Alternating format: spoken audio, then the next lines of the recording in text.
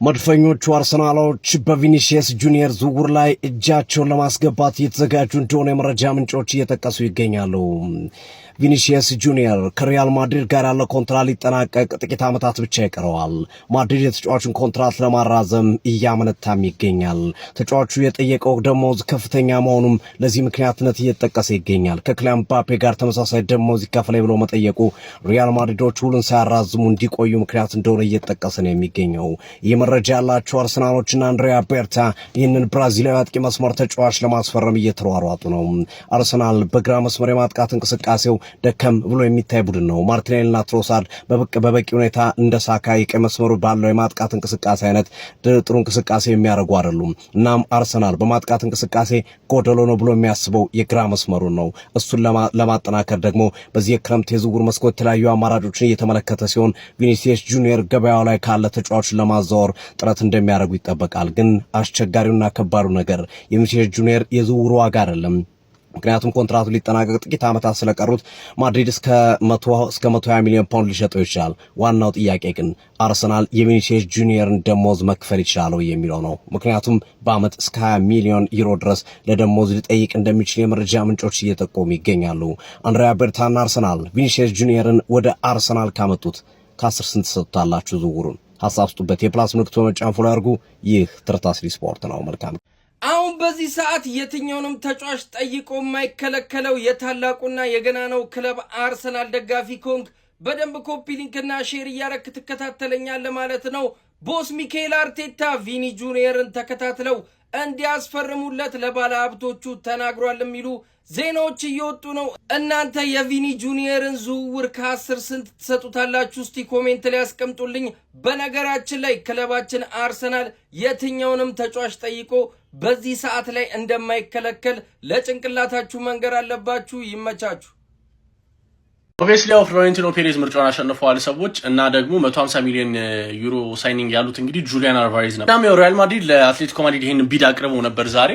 ከዛ ኮሙኒካዶ ኦፊሻል ኮሙኒኬሽን ብሎ እንግዲህ ሪያል ማድሪድ ትዊተር ላይ ፖስት አደረገ። ከዛ በኋላ አትሌቲኮ ማድሪድ እንግዲህ አትሌቲኮ ማድሪድ አድሚን ማለት ነው በቃ በጣም የሚገርም ሰው ይመቸው። ከዛ ይሄንን ጻፈ። ከዛ በኋላ እንግዲህ እነዚህን 4 ፖይንቶች የአትሌቲኮ ማድሪድ ስቴትመንት አወጣ ማለት ነው። የመጀመሪያው ፖፑ እንግዲህ ባለፈው የማድሪድ ደጋፊ ናቸው ብሎ ተወርቶ ነበርና የዛን ጊዜ ያንን ሲናገሩ የአትሌቲኮ ማድሪድ ደጋፊ እንደሆኑም እሱን ቪዲዮ ከታርጋችኋል። ሁለተኛው ደግሞ እንደምትመለከቱት ኤቲክስ እና ግራቲቱድን ተቀላቅላላችሁ እኛ ለአልቫሬዝ ያቀረባችሁትን ኦፈር በፍጹም ኮንሲደር እያደረግነው አይደለም ብሎ ከዛ ደግሞ እንደነገርኳችሁ ኮንሲደርም እያደረግነው አይደለም፣ ስተዲም እያደረግነው አይደለም፣ አልቫሬዝን ኖን ያለው። ከዛ በተጨማሪ ደግሞ እኛና ማድሪድ እንዴት በአንድነት በፍቅር አንሄድም እንደዚህ ያሳቃችሁን የሚል ስቴትመንት አውጥቶ ግን የሚሆን ከሆነና ዩሊያን አልቫሬዝ የሚገባ ከሆነ ማድሪድ ጋር በጣም ጸዴት ተጫዋች ነው። እውነቴን ነው የምላችሁ። መጀመሪያም እኮ ሌላ ምንም አይነት አማርኛ አያስፈልግም። በእርግጥ እነሱ ስፓኒሽ ነው የሚያወሩት። የአትሌቲኮ ፕሬዚዳንት እንዳስታወቀው ከሆነ እንዲሄድ የመፍቀድ ምንም አይነት እቅድ የለንም ብሏል አልቫሬዝም ማለት ነው። መጀመሪያ እንደዚህ ያትልም 500 ሚሊዮን ምናምን ብለህ ሌላ ዘባዝንኬና ኮተት የሆነ ወሬ ይዘህ ትመጣል። በእርግጥ ቢፈቅዱ ኑሮና ቢያስቡበት ለመሸጥ 150 ሚሊዮን ቀርቦላቸው ጭራሽ ነው አይናቸውን የማያሹት ማለት ነው። ጀመሪያውም አይፈልጉም ነበር ግን በዚህ ግቡን የመተው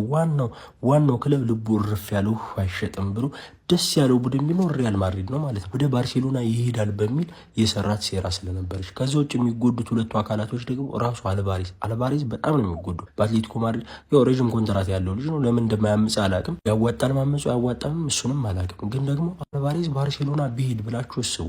እዛ ቡድን ጋር እነዛ ዊንገሮች ጋር ነው የሚጫወት ያማል ጋር በዛ ደግሞ ጎርደን መጥቷል። በጣም የበለጠ ቻንሶች የሚፈጠሩለት አይነት ቡድን ነው። ራሱን ፕሬሲንጉ ምናምን ብቻ ለሱ የሚሆን አይነት ቡድን ነው። ባላንዶር ሁሉ የማሳካት አይነት ራት ያለው ተጫዋች ነው። ግን ባርሴሎና ቢሆን ብዬ አስባለሁ ማለት ነው። ከዛ ውጭ ባርሴሎና ራሱ እንደሱ አይነት አጥቂ የሚያስፈልገው ቡድን ነው። በጣም ወሳኝ ለባርሴሎና የሚሆን ከባርሳ ጋር ፊት የሚያደርግ የሚገርም አጥቂ ነበር። የአትሌቲኮ ማድሪዶች ህይወቱን ሊያበላሹ ገግመዋል ማለት ነው። አዲሱ አካውንታችን ስለሆነ ፎሎ ማድረግ እንዳይረሳ፣ እንዲሁም ደግሞ ሌሊት ስለሆነ ፖስት የምናደርገው ኮፒ ሊንክ ይደረግ። ያራዳ ልጆች ይመቻችሁ። እጅግ አነጋጋሪውና አስቂኙ የአትሌቲኮ ማድሪድ መግለጫ። ሪያል ማድሪድ ለዩሊያን አልቫሬዝ የ150 ሚሊዮን ዩሮ የፌዝ ዝውውር ጥያቄ ካቀረቡ በኋላ አትሌቲኮ ማድሪድ በገጻቸው ላይ እጅግ አነጋጋሪ የሆነ መግለጫን አውጥተዋል። ከእናንተ ጋር እንዴት ነው ችግር ሊኖርብን የሚችለው? ከባርሶና የበለጠ እያሳቃችሁ ሪያል ማድሪድን ምንም የምናመሰግነው ነገር የለም። ለዩሊያን አልቫሬዝ የሚመጣ ማንኛውም አይነት የዝውውር ጥያቄ የምናስብበት ሆነ የምንመለከተው ነገር የለም። ጳጳሱ የአትሌቲኮ ማድሪድ ደጋፊ ነኝ የሚለውን ቪዲዮም ቆርጣችሁታል። እንደምትመለከቷቸውም በገጻቸው ላይ የሳቅ ኢሞጂ ሳይቀር አስፍረዋል። አትሌቲኮ ማድሪድ እጅግ አነጋጋሪ የሆነ መግለጫ ነው የወጡት። ሪያል ማድሪድ ዩሊያን አልቫሬዝን ያስፈርሙታል ብላችሁ ታስባላችሁ? የአትሌቲኮ መግለጫስ እንዴት ተመለከታችሁት? እስኪ ሐሳባችሁን ኮሜንት ላይ አካፍሉኝ። የፕላስ ምልክቷን እየነካችሁ ፎሎ ማድረግ እንዳትረሱ። ሰበር ዜና ሪያል ማድሪዶች አልቫሬዝን ከአትሌቲኮ ማድሪድ ለማስፈረም የ150 ሚሊዮን ዩሮ ጥያቄ አቅርበው አትሌቲኮ ማድሪዶች ውድቅ እንዳደረጉት ክለቡ ራሱ ሪያል ማድሪድ አሳውቋል። አትሌቲኮ ማድሪዶችም የቀረበላቸውን ጥያቄ በደንብ ከተመለከቱት በኋላ በቂ ሆኖ ስላላገኙት አመስግነው ጥያቄውን ውድቅ እንዳደረጉ የሚያሳዩ መረጃዎች ወጥተዋል። አትሌቲኮ ማድሪዶችም የተጫዋቹ የውል ማፍረሻ ማለትም 500 ሚሊዮን ዩሮ እንዲከፈላቸው እንደሚፈልጉ ሪያል ማድሪዶች አሳውቀዋል። እንግዲህ ከባለፈው ሳምንት ጀምሮ ስንሰማው የነበረው ተጫዋች ሁሊያን አልቫሬዝ ሆኖ ተገኝቷል ማለት ነው። ነገር ግን አትሌቲኮ ማድሪዶች ጥያቄውን ውድቅ አድርገዋል። ማድሪዶች በሌላ ጥያቄ ተመልሰው ይመጣሉ የሚለውን በቀጣዮቹ ቀናቶች ውስጥ የምንመለከት ይሆን። ሲጀመር በዚህ ሰዓት አብዛኞቹ ሚዲያዎች እንደሚሉት ማለት ነው ሪያል ማድሪዶች ሁሊያን አልቫሬዝን ማስፈረም ፈልገው ሳይሆን ባርሰሎና ይህንን ተጫዋች እንዳያስፈርመው እንቅፋት መሆን ፈልገው ነው እየተባሉ እኔም በዛ ሐሳብ ልስማማ ነው በቃ። ምክንያቱም እንቅፋት መሆን ይችላል። ኦፍ ኮርስ ባርሰሎና ለዚህ ተጫዋች እንግዲህ ከዚህ የተሻለ ገንዘብ ኦፈር ያደርጋል ብዬ በፍጹም አላስብም። ከዛ ባለፈ ደግሞ ዩሊያን አልቫሬዝ ወደ ሪያል ማድሪድ እንኳን ቢመጣና ይህንን ኦፈር ተቀብለው ዩሊያን አልቫሬዝ ለሪያል ማድሪድ ቢፈረም በዚህ ሰዓት ማድሪድ ያለበትን ፕሮብሌም በዚህ ተጫዋች ሰሉ ማድረግ ይችላሉ ብዬ በፍጹም አላስብም።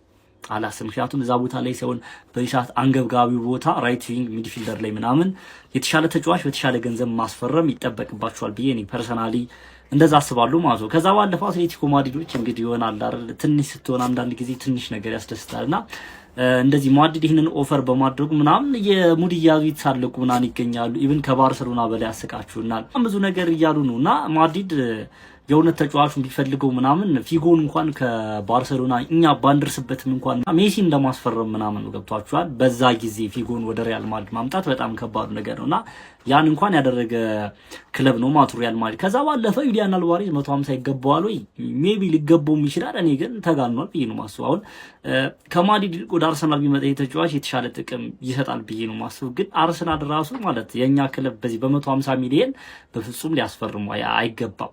ብዙ ነው 150 ሚሊዮን በጣም ብዙ ነው ብዬ ነው ማስበው ማለት ነው። ከዚህ በኋላ እኔ የትኛውም ክለብ ከ150 ሚሊዮን በላይ ኦፈር ያደርጋል ብዬ በፍጹም አላስብም።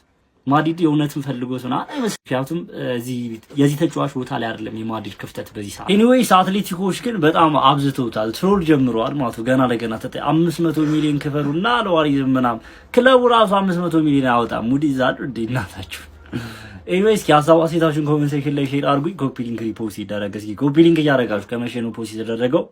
ይመቻችሁ። Can't believe it. Arteta wants to sign Vinicius Jr. This attack that Arteta is building is looking scary. Latest Arsenal transfer news in just 60 seconds. Let's go. If you want to stay up to date with all the latest Arsenal transfer news, make sure you hit that follow button. This could actually happen. It's true. Arteta sees Vinicius Jr. as the final piece to his puzzle. Reports came out saying Arteta has asked Arsenal executives to attempt the signing of Vinicius Jr. as he is his dream target. I know a lot of people don't want to see Vinicius Jr. at Arsenal, but for me, if you want to be the best team in the world, you need to go out and sign the best players in the world. And Vinicius Jr. is that. And Arsenal are not playing around because apparently we're trying to sign Kenan Yildiz. Arsenal have made an inquiry about Juventus' 21-year-old Kenan Yildiz, but they said that they don't want to sell, which means Arsenal are looking at different options, but he could be something that develops later on in the transfer window. You have to remember, Juventus have no Champions League football. They're not a desirable club to stay at, and Arsenal are the biggest project in world football with Champions League football. Honestly, Kenan Yildiz would change my life. But not all is good news because Real Madrid are trying to still sign Calafiori. Really reliable sources have come out saying that Real Madrid are trying to negotiate a deal to sign Ricardo Calafiori. How about this? You give me £100 million and then you can start talking. Actually, would you lot swap Vinicius Jr. for Calafiori? Let me know your thoughts down below in the comments.